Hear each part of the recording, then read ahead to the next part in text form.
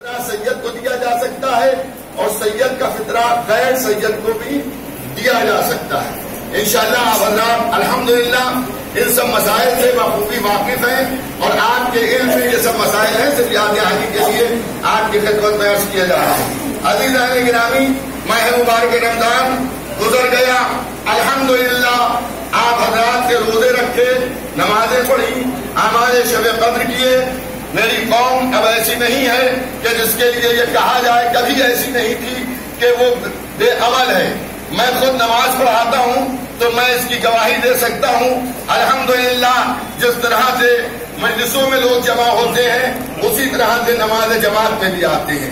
اب کیونکہ رمضان جو ہے بہار عبادت کا مہینہ ہے، اس لیے رمضان میں بنسبت عام دنوں کے لوگ کچھ زیادہ ہوتے ہیں۔ جس طرح سے سال بھر ہم اداکاری کرتے ہیں، لیکن جب محرم آتا ہے، ایام اضحیٰ کے دن ہیں، تو ایام اضحیٰ کے دن جو ہیں بنسبت عام مجلسوں کے ایام اضحیٰ میں مجمع زیادہ ہوتا ہے۔ ایک نظریہ یہ ہے، میں اس کے خلاف ہوں کہ لوگ چٹنی کے انتظار میں اور افطاری کے لالچ میں جمع ہوتے ہیں۔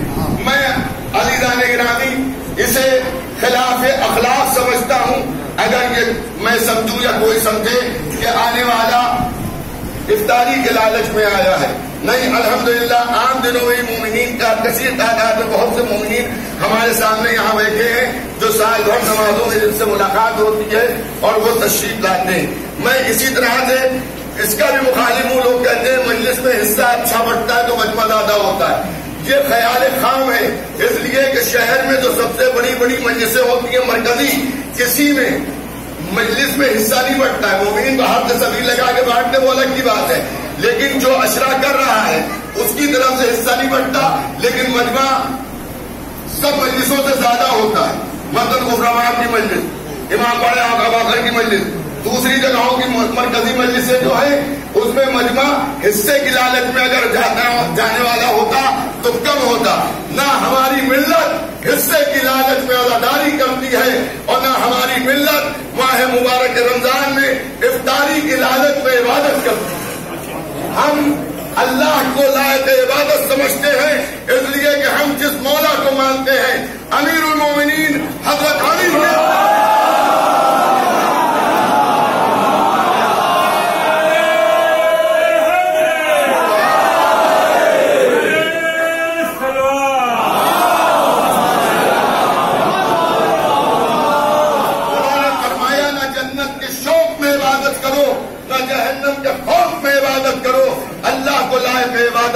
عبادت کرو۔ الحمدللہ ہم سب اللہ کو لائق عبادت سمجھ کر عبادتیں کرتے ہیں، اس کی ہزاروں رحمتیں ہم پر ہیں، اس کے ہزاروں احسانات ہم پر ہیں۔ ہم اپنی عبادتوں کے ذریعے اس کے احسانات کو نہیں چکا سکتے ہیں۔ اس کا فضل ہے، اس کا کرم ہے کہ وہ ہماری قلیل عبادتوں کو قبول کر کے ہم پر کثیر نزول رحمت کرتا ہے۔ عزیزان گرامی، اللہ کی بارگاہ میں کبھی اپنی کی ہوئی عبادتوں پر غرور نہ کیجیے گا، خوش ہوئیے گا، شکر اس کا ادا کیجیے گا کہ اس نے ہمیں وہ طاقت دی، وہ ہمیں حوصلہ دیا، ہمارے نفس کو وہ سلیقہ دیا کہ ہم نے اس کی زیادہ سے زیادہ عبادت کی۔ پروردگار، ہم اپنی عبادتوں پر ناز نہیں کرتے، ہماری قلیل عبادتیں ہیں، نہ جانے تیرے کیسے کیسے بندے اس دنیا میں زندگی بسر کر رہے ہیں کہ جو ہم سے زیادہ عبادت کرتے ہیں۔ امتحان ہے، تو نے ان کو نعمتیں ہم سے کم دی ہوں لیکن عبادت ان کی ہم سے زیادہ ہو، اور ہمیں تو نے نعمتیں زیادہ دی ہیں لیکن ہم عبادت تیری اتنی نہیں کر پاتے۔ والے تو بھی عبادتوں کا محتاج نہیں ہے، اس لیے کہ تو انہیں بھی دیتا ہے کہ جو تیری عبادت نہیں کرتے، تیرے مذہب کو نہیں مانتے، تیرے قرآن کو نہیں مانتے، تیرے رسول کو نہیں مانتے، مگر تو انہیں بھی سرفراز کرتا ہے، انہیں بھی نعمتیں عطا کرتا ہے۔ پروردگار، تیری نعمتیں عام ساری دنیا میں پھیلی ہوئی ہے، لیکن تیرے معصوم بندوں کے ذریعے ہمیں یہ معلوم ہوا ہے کہ تیری رحمت خاص صرف مومنین کے لیے، محبان اہل بیت کے لیے، شیعان حیدر کرار کے لیے ہے، اور وہ الحمدللہ یہ مجمع ہے جن کے دلوں میں ولایت آل محمد ہے، محبت اہل بیت ہے۔ انشاءاللہ ہم سب کی عبادتیں اللہ قبول کرے۔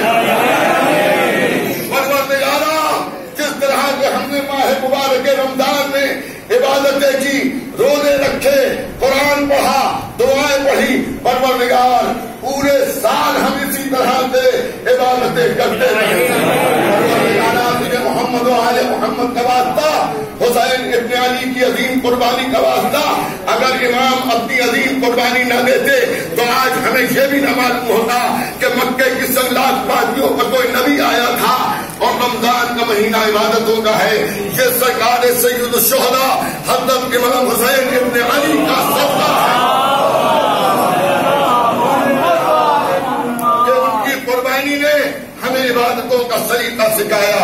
عزیزان گرامی، حسین ابن علی کے صدقے میں اللہ سے دعا کیجئے کہ پروردگار ہماری کم عبادتوں کو کثیر شمار کرے، پروردگارا ہم میں اتحاد و اتفاق پیدا ہو، پروردگارا ہمارے زمانے کے امام کے ظہور میں داخل ہو۔ اللہ کا دوسرا خطبہ شروع ہوگا، 2 منٹ تشریف رکھیں۔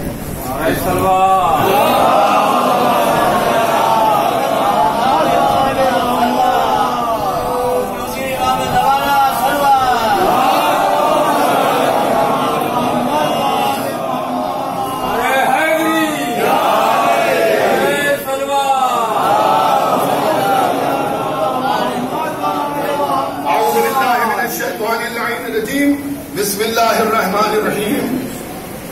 قل لا اسألكم علیہ اجرا الا المعددات فی القربى۔ ایک صلوات بھیجیں۔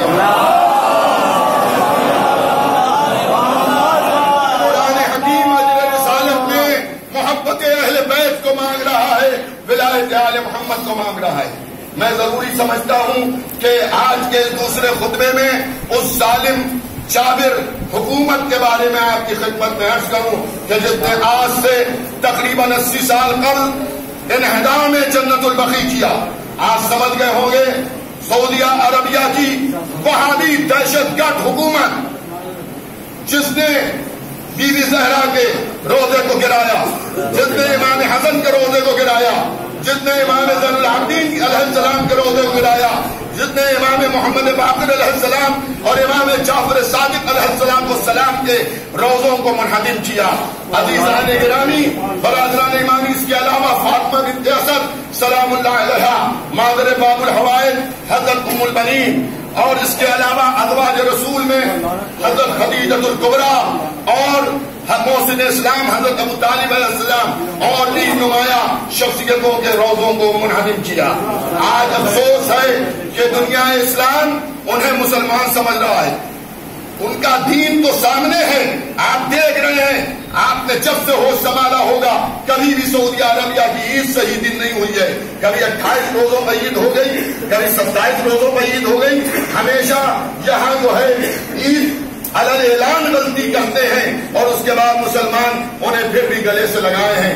ہم شیعہ مسلمان حکومت سعودی عربیہ سے مطالبہ کرتے ہیں کہ جلد سے جلد قبرستان جنت البقیع پر جو ائمہ معصومین اور صدیقہ طاہرہ کی قبر مطہر منہدم بے سایہ پڑی ہوئی ہے، ان پہ روزے تعمیر ہو جائیں۔ ہمیں اس کی بھی ضرورت نہیں ہے کہ سعودیہ اپنی نجس رقم سے اسے تعمیر کرائے، پوری ملت شیعہ کو جانے دیجیے۔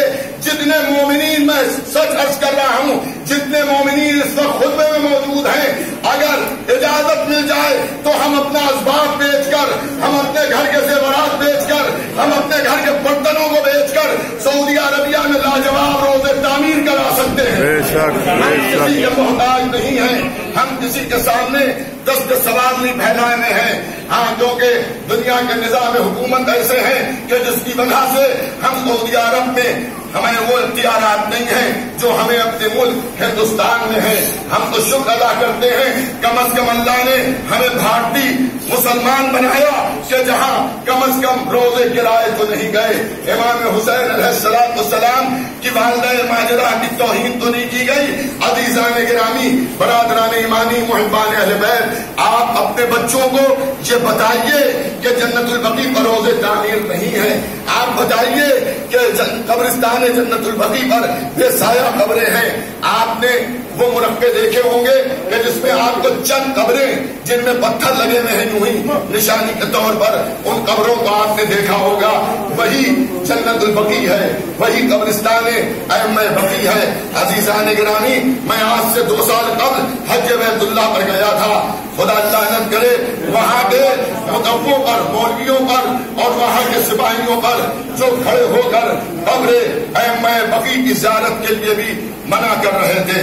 حد یہ ہے کہ اگر کوئی یہ پوچھ رہا تھا کہ یہ بتائیے بی بی فاطمہ کی قبر کہاں ہے، تو وہاں جواب یہ آ رہا تھا، ہر آنے والا یہی پوچھ رہا ہے فاطمہ زہرا کی قبر کہاں ہے، رسول کی اور بھی تو 3 بیٹیاں تھیں، ان کی قبر کیوں نہیں کوئی پوچھتا. تو میں نے کہا اگر ہوتی رسول کی 3 بیٹیاں اور تو کوئی پوچھتا ان کی قبر بھی، لیکن کیونکہ حقیقت میں حضور ختمی مرتبت کی اکلوتی بیٹی صدیقہ طاہرہ حضرت فاطمہ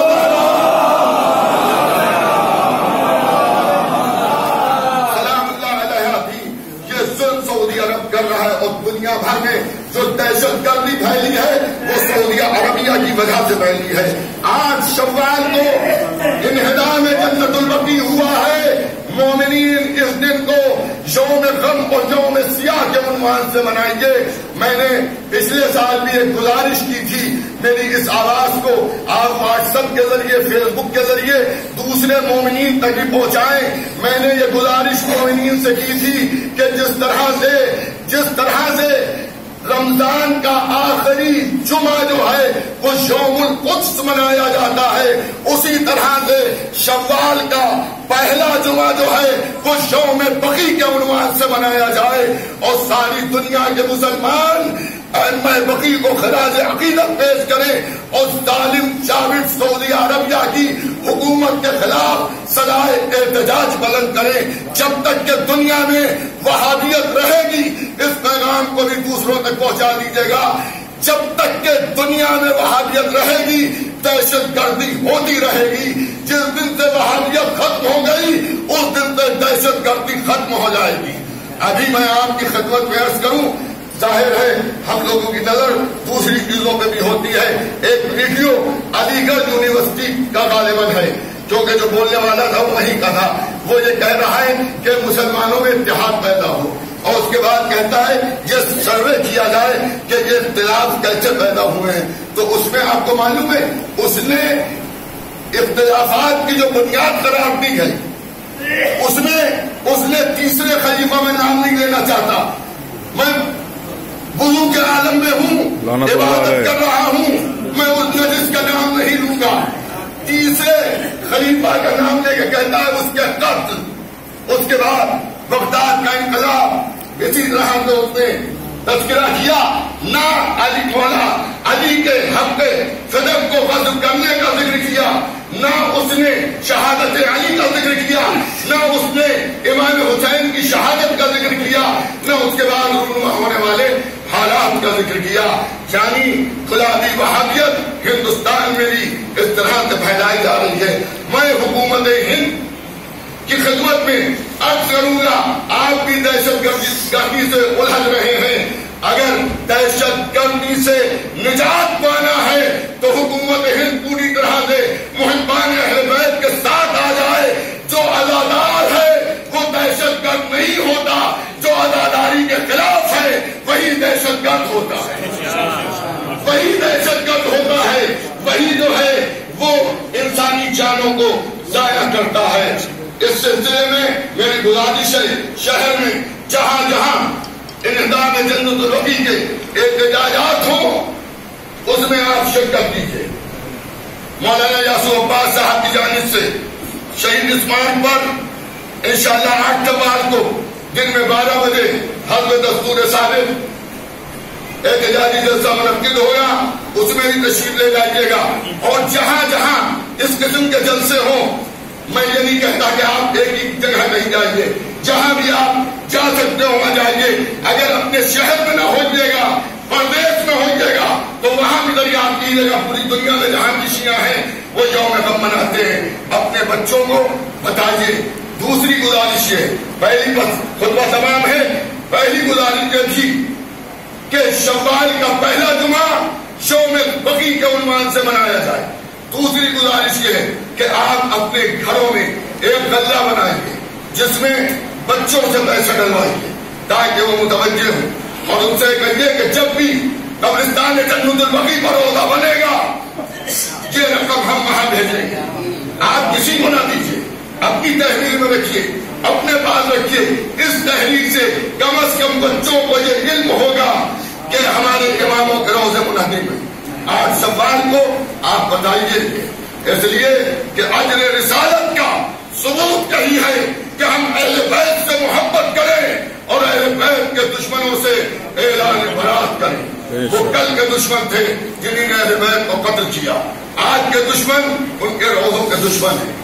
اگر عراق کے اندر مرجعیت نہ ہوتی، اگر عراق کے اندر مرجعیت نہ ہوتی تو آج ایس آئی والے عراق پر قبضہ کر چکے ہوتے اور روزوں کو گرا چکے ہوتے، لیکن انہیں دیکھا دہشت گردی جتنی بھی طاقتور بن جائے لیکن مرجعیت کے مقابل نہیں آ سکتی ہے۔ مرجعیت کی طاقت اتنی بڑی تھی کہ روس، امریکہ، برطانیہ، ساری دنیا کی بڑی بڑی طاقتیں جس دہشت گردی سے لڑ رہی تھی، مرجعیت کے ایک صدمے نے پوری دہشت گردی کو الٹ کے پھینک دیا۔ اللہ کا شکر ہے کہ ہمارے پاس دو نایاب چیزیں ہیں، ایک مرجعیت اور ایک عزاداری، اور عزاداری ہی سے روشنی مرجعیت کو بھی دی ہے۔ جب تک کہ عزاداری رہے گی انشاءاللہ مرجعیت کا سلسلہ ہمارے یہاں قائم رہے گا۔ بس ان جملوں کے ساتھ میں اپنے خطبے کو تمام کرتا ہوں اور اللہ کی بارگاہ میں بد دعا کرتا ہوں کہ پروردگار جلد از جلد سعودی عربیہ کی ناپاک حکومت کو نیست و نابود کر دے۔ پروردگار دنیا بھر میں جہاں کہیں بھی وہاں بھی ہے ان سب کو بھی نیست و نابود کر دے۔ پروردگار سعودی عرب کی جو حکومت ہے اس حکومت کی جو لوگ تائید کر رہی ہیں جو حکومتیں انہیں بھی نیست و نابود کر دے۔ اسلامی حکومت ایران کی جو ہے جو ہر دہشت گرد سے مجاہدہ لیے ہوئے ہے، پروردگار عالم اسے دن دونی رات چوگنی ترقی عنایت فرما۔ پروردگار محبان اہل بیت کے بازوؤں کو مضبوط فرما، ہمارے سینوں کو کشادہ فرما، ہمارے دلوں میں نور ہدایت کو داخل فرما، ہماری آنکھوں میں نور دے دے، ہمارے ذہنوں کو روشن کر دے، ہمارے کانوں کو یہ صلاحیت دے کہ ہم حق اور سچ بات ہمیشہ سنیں، ہماری روزیوں میں برکت دے، ہمیں حلال و طیب روزی عنایت فرما۔ پروردگارہ محبان اہل بیت میں جو لوگ مقروض ہیں ان کے قرضوں کو ادا فرما۔ پروردگارہ جو لوگ بے روزگار ہیں انہیں حلال و طیب روزی عنایت فرما۔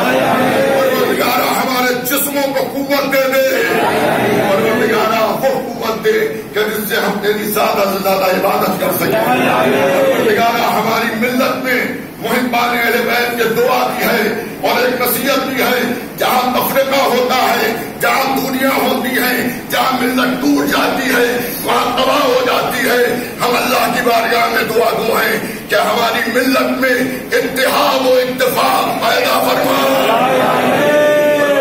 ہمیں برائیوں سے روک دے، اچھائیوں کی طرف بلا لے، ہماری ہدایت کر دے، ہمیں ہمارے اوپر نہ چھوڑنا بلکہ اپنی نگرانی میں پروردگار ہم سب کو ہمیشہ رکھنا، آخری سال تک ہمیں توفیق توبہ عطا فرما۔ پروردگارہ ہمارے گناہ کبیرہ و صغیرہ کو معاف کر، پروردگارہ جنت البقیع پر روز تعمیر ہو جائے، اللہ پر روز تعمیر ہو جائے، معصومی اجازت سے مشرف فرما، اور بیت اللہ کی سعادت اس سال بھی اور ہر سال ہم سب کو عطا فرما۔ جو لاولن ہے محبان اہل بیت میں انہیں نیک اولاد عطا فرما۔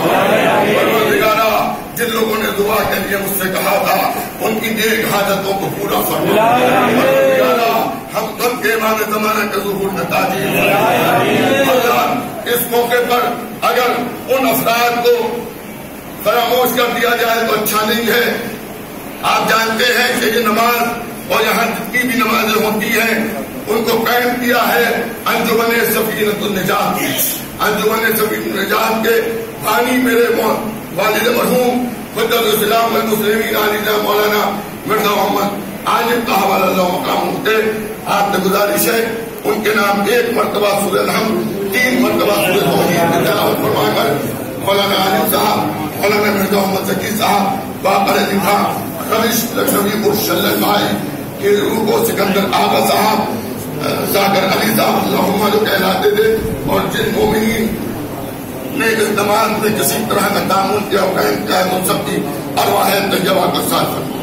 امام حسین بھی علی انور صاحب زیارت امام حسین پڑھائیں گے, زیارت امام حسین پڑھیے گا, اس کے بعد 2 رکعت زیارت وارثہ کی نماز ادا کر لیجیے گا. میں اسی کے ساتھ انجمن سفینۃ النجات کی جانب سے آپ سب کا شکریہ ادا کرتا ہوں اور اسی کے ساتھ ساتھ درگاہ کمیٹی کا بھی شکریہ ادا کرتا ہوں کہ اس نے تعاون کیا. ایک بلندر سلوات بھیج کے زیارت وارثہ